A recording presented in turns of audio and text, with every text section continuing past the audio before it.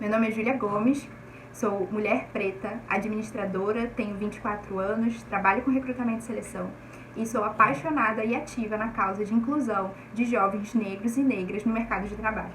Hoje eu vou começar o nosso papo aqui no Diário Antirracista trazendo alguns dados super relevantes. Quando eu digo que a nossa população não é representada nas 500 maiores empresas do país, isso vem de uma pesquisa que foi desenvolvida pelo Instituto Ethos, com o objetivo de trazer um retrato da divisão de diversidade no quadro dessas empresas. No quesito das pessoas negras, a gente tem um cenário tenebroso. A gente tem cerca de... Eu tenho uma colinha aqui, viu? A gente tem cerca de 57,5% desses aprendizes negros, 28,8% dos estagiários, 58,2% dos trainees, 35,7% dos cargos funcionais, 6,3% dos cargos de gerência, 4,7% dos cargos executivos e 4,9% dos cargos de conselho. Esses dados que eu trouxe são dados da pesquisa Ethos, que tinha como objetivo trazer um retrato de como a sociedade era representada, principalmente na frente de diversidades, dentro das 500 maiores empresas do Brasil. E como eu trouxe, os dados são cada vez piores quando a gente vai subindo a posição hierárquica dentro da organização.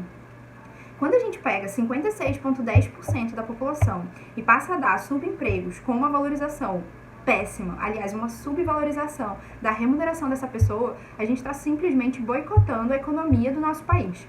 A gente está dando zero oportunidade para que essas pessoas se desenvolvam, invistam em sua carreira, invistam no seu desenvolvimento, para poder crescer, se desenvolver, ocupar novos espaços e quebrar ciclos de pobreza dentro das suas próprias famílias. Então a gente tem que pensar que esse impacto de inclusão do negro no mercado de trabalho, ele vai além do negro único que ocupa aquela posição. A gente está falando de famílias, de regiões, de representatividade nesses ambientes. Quando a gente fala de mercado de trabalho, e eu sei que eu estou falando com grande parte de um público branco, mas também sei que tem dos meus aí, a gente sempre vai falar em duas frentes, né? As dificuldades do negro, quando ele se coloca nessa posição de tentar um trabalho num ambiente que não é representativo, que ele não se enxerga, mas também da responsabilidade das pessoas que já ocupam esse ambiente de transformarem locais que elas estão.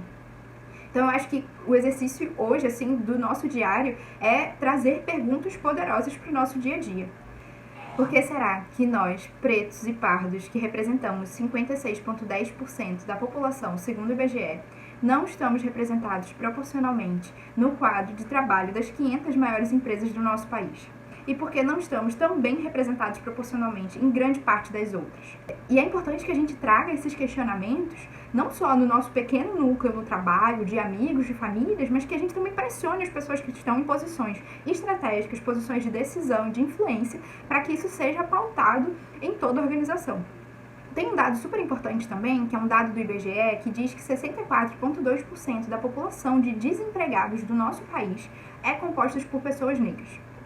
E um outro dado também interessante do Sebrae é que 66% dos empreendedores do nosso país são negros.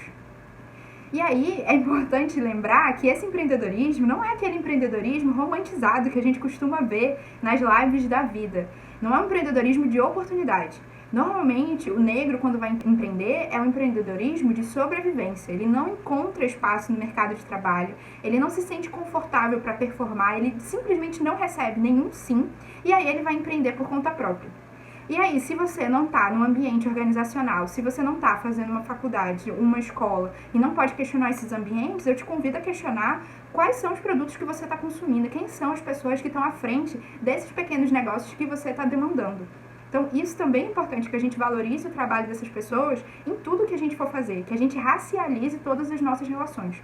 É isso, pessoal. Num vídeo de 7 minutinhos a gente não consegue falar sobre todas as necessidades e dificuldades do povo negro no mercado de trabalho, mas se você pode influenciar em algum espaço, eu te dou essas dicas.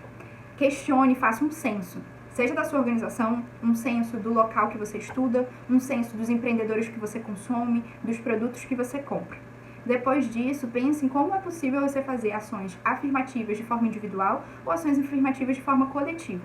Existe uma nota técnica do Ministério Público do Trabalho que traz diversos argumentos legais e apoia que organizações façam divulgações de processo seletivo e abertura de vagas com discriminação positiva, que é quando a gente faz uma discriminação, essa vaga X, ela vai ser exclusiva para pessoas negras, para mulheres negras, mas que isso não tem nenhum tipo de ofensa a nenhuma lei, a nenhuma regra, a nenhum princípio de igualdade, porque a gente está corrigindo uma falha da sociedade. Isso é uma responsabilidade minha, uma responsabilidade sua. Uma outra coisa que você pode fazer também é estimular que pessoas negras do seu ambiente de trabalho se encontrem entre si para ter um ambiente de suporte. Estimular também que pessoas negras se encontrem com pessoas não negras para trocar quais são as necessidades dessas pessoas e quais são as possibilidades nesse espaço para a gente transformar os ambientes que a gente está. Se você quiser ir mais fundo nisso e pensar, caramba, quanto essas pessoas negras e não negras recebem? Quanto de desenvolvimento essas pessoas negras e não negras têm oportunidade de ter dentro dessa organização? Eu consigo colocar uma verba destinada para desenvolver essas pessoas? Eu consigo dar algum tipo de mentoria para essas pessoas? Como que a gente consegue valorizar? Como é que a gente consegue aumentar? Ter metas, indicadores, para tudo isso também vai trazer muita seriedade e cadência para tudo que vocês estão fazendo dentro da organização.